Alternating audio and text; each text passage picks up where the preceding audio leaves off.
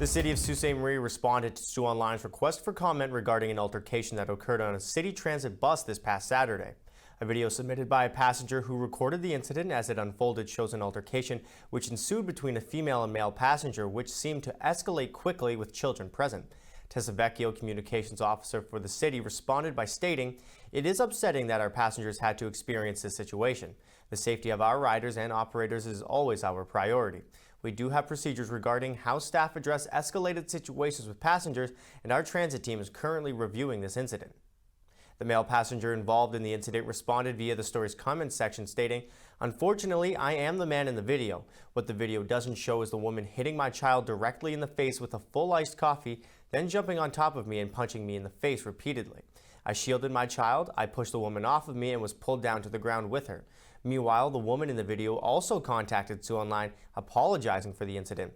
I am the lady in one of your videos," the woman writes. "I have not only embarrassed myself, but my family, friends, and also the man's loved ones. I have made a mockery of my family and of that man's family, and I wish that incident had never happened." Sioux Online and On TV will continue to provide further updates as information becomes available. Capital One experienced a major data breach, and it may come as one of the biggest in history. A hacker gained access this year to 100 million Capital One credit card accounts and applications. Paige Thompson was arrested yesterday and charged in connection with the hack, said the Justice Department.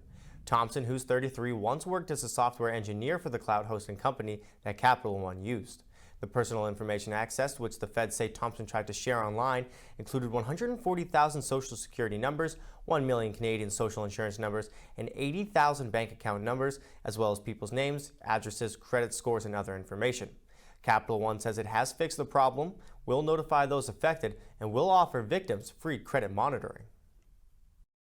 Our officers have conducted detailed and thorough searches of potential areas of interest, and these searches continue.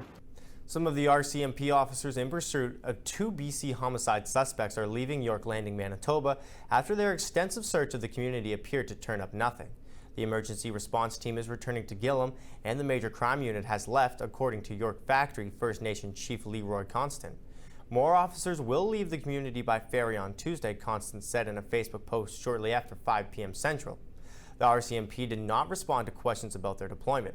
The shift-in strategy comes one day after officers received a credible tip that 2 men matching the descriptions of Briar Shemelski, 18, and Cam McLeod, 19, were spotted near the remote community's garbage dump.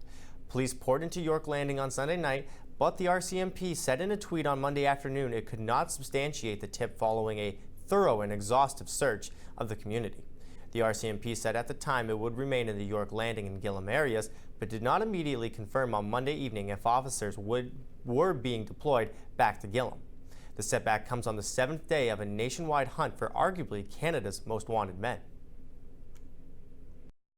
2 American teenagers jailed in the slaying of an Italian police officer showed absence of self-control, a judge concluded, in ordering them kept behind bars. Attorney Brian Claypool says the case is reminiscent of how Amanda Knox was treated. In the United States criminal justice system, there is a constitutional presumption of innocence.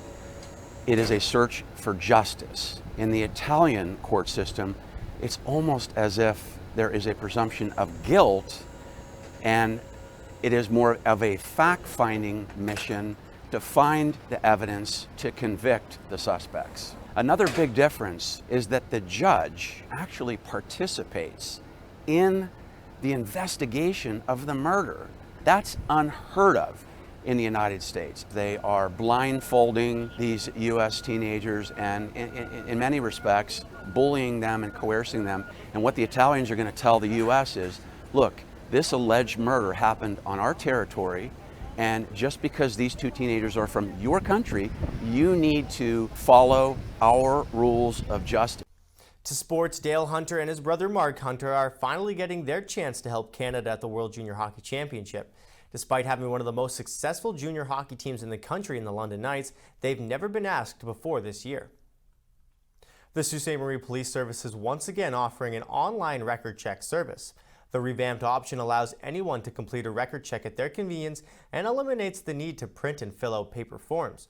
Record checks are required for a number of reasons, including volunteering with children, seniors, vulnerable individuals, and sports teams require record checks at times.